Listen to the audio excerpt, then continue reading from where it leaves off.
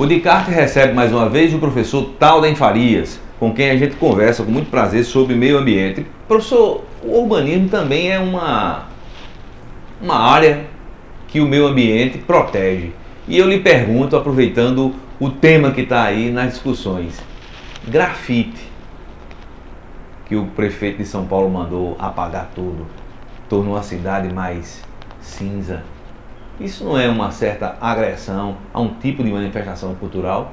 Sem dúvida. O direito à cidade, ele envolve também a questão da manifestação cultural. O Estatuto da Cidade, que é a lei maior da área, né, que trata da questão do meio ambiente artificial, cidade também é meio ambiente, ele faz diversas referências à questão do meio ambiente cultural, né, ao longo dos seus dispositivos. Então, a inclusão, né, o direito à cidade, né, ele passa também pelo acesso à arte, passa também pela questão visual. Eu me lembro que o mural das Clarissas, lá em Campina Grande, tinha uma série de pinturas, cada uma de um pintor diferente. E anos depois, as freiras pintaram tudo de branco, alegando que precisavam de dinheiro e que iam auferir uma renda significativa com o aluguel daquela área, que era uma área bastante visível, era uma quadra inteira, né, em um lugar central da cidade. E houve toda uma polêmica e do ponto de vista jurídico, naquela época, existia a ideia de que não estava tombado, portanto não é objeto de proteção jurídica. Hoje, quando a gente fala nessa questão da defesa do patrimônio cultural, eu creio que nós já demos um passo adiante, ou seja, um bem para ser cultural, ele não precisa necessariamente estar tombado, até porque existem outros instrumentos de proteção do patrimônio cultural, o registro, o inventário, e eventualmente mesmo um patrimônio que não esteja albergado por esses instrumentos, ele pode sim ter um valor cultural e merece por isso ser protegido. Agora, professor, então por que o grafite é considerada arte e a pichação não é?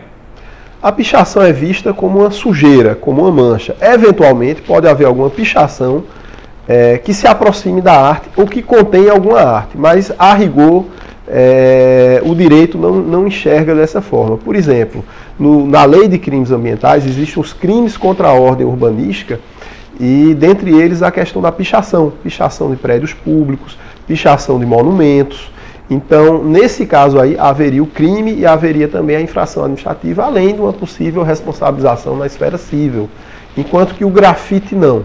O grafite, ele é arte, certo? E a grande questão que se está discutindo hoje é exatamente essa questão da manutenção ou não. Ou seja, pode o prefeito apagar tudo, pintar tudo de cinza, como reza a música de Marisa Monte, ou não? Ele tem esse direito, ele pode se apropriar disso, na medida em que aquele painel ou aqueles painéis já não seriam mais apenas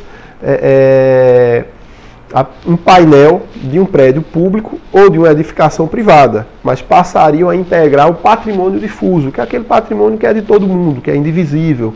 Ou seja, passaria a haver um interesse jurídico aí que transcenderia a individualidade, certo, daquele imóvel, certo, ou do próprio ente público.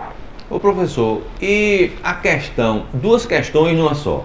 Em primeiro lugar, as cidades são, por si só, pela própria natureza, desorganizadas. É difícil você ter um planejamento que funcione 100% nas cidades. Então, a pichação seria uma das formas de desorganização das cidades, digamos, uma desorganização visual. E a outra questão seria a livre expressão cultural, a manifestação cultural, a liberdade de expressão. Quando você proíbe a pichação, você também não está ferindo a Constituição? Num certo sentido, sim. A Constituição ela fala também na questão das funções sociais da cidade. A cidade tem que ser acessível a todos, tem que ser de todos, e esse exercício tem que ser efetivo. Então, por exemplo, quando a gente fala no grafite, uma característica do grafite é exatamente a espontaneidade. Há quem fale que, por exemplo, olha, a partir do instante em que eu crio uma zona, certo, e restringo o grafite ali, né, então o grafite ele perde exatamente a sua principal característica, que é a irreverência, que é a voluntariedade, certo? Então, que entra exatamente dentro desse conceito de desorganização. A cidade ela tem um certo grau de desorganização, né, até certo ponto, no nosso caso um pouco mais do que desejamos, né, mas a espontaneidade, tem que brotar, a arte tem que nascer livremente e isso tem que ser aceito. Claro que existe uma série de discussões aí, por exemplo, mas tem um prédio público antigo, então se eu faço um grafite ali, eu não vou, mesmo sendo um grafite, eu não vou descaracterizá-lo, né? E se esse prédio tiver tombado, mais ainda, tem uma série de discussões. Por exemplo, existe esse painel, mas o proprietário resolveu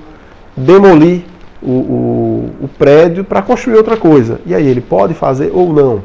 Mesmo se o bem não tiver tombado, ele pode fazer isso ou não? Tem uma série de questões novas que estão sendo colocadas. É um fenômeno urbano, a gente sabe que hoje a maior parte da população está concentrada nas grandes cidades, no mundo inteiro, há um adensamento demográfico. E essa é uma discussão que está em todas as grandes cidades, né? São Paulo, Recife, já ocorre, né, João Pessoa, nas cidades de porte médio, né? Então o desafio é esse, deixar, certo, a arte livre dentro desse conceito de direito à cidade, né, de acesso efetivo à cidade, e também respeitar os outros limites, né, o direito de propriedade e os demais que também são envolvidos. Professor Talder, muito obrigado pela participação conosco no Descartes. A todos, eu que agradeço. muito obrigado. Obrigado.